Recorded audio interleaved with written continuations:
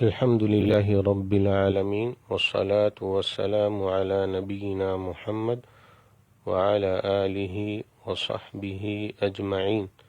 محترم سامعین، ماہ رمضان اللہ تعالیٰ کی خاص رحمتوں اور برکتوں کا مہینہ ہے، جنت میں داخل ہونے اور جہنم سے آزادی حاصل کرنے کا مہینہ ہے۔ جو شخص رمضان پانے کے باوجود مغفرت حاصل نہ کر سکے، اس سے زیادہ محروم کوئی نہیں۔ عن کعب بن عجرة رضی اللہ عنہ قال قال رسول اللہ صلی اللہ علیہ وسلم احضروا المنبر فأحضرنا فلما ارتقى درجة قال آمين فلما ارتقى الدرجة الثانية قال آمين فلما ارتقى الدرجة الثالثة قال آمين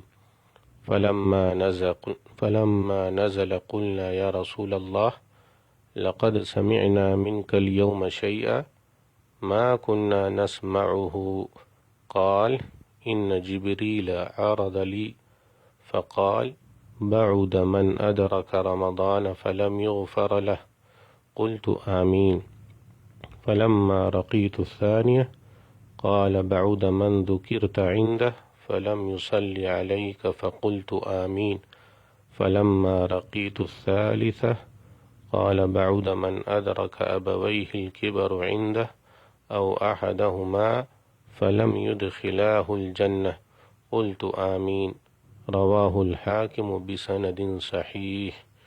کعب بن عجرہ رضی اللہ عنہ فرماتے ہیں، رسول اللہ صلی اللہ علیہ وسلم نے صحابہ رضوان اللہ علیہم اجمعین کو ممبر لانے کا حکم دیا۔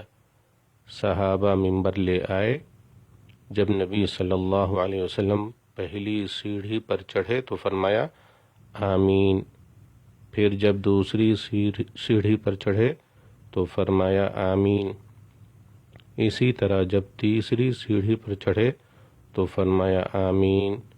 جب رسول صلی اللہ علیہ وسلم ممبر سے نیچے تشریف لائے تو ہم نے عرض کیا، یا رسول اللہ، آج ہم نے آپ سے ایسی بات سنی جو اس سے پہلے نہیں سنی۔ آپ صلی اللہ علیہ وسلم نے فرمایا، جناب جبریل میرے پاس آئے اور کہا، اس آدمی کے لیے ہلاکت ہے جس آدمی نے رمضان کا مہینہ پایا اور اپنے گناہوں کی بخشش اور معافی حاصل نہ کر سکا۔ اس کے جواب میں نے آمین کہا۔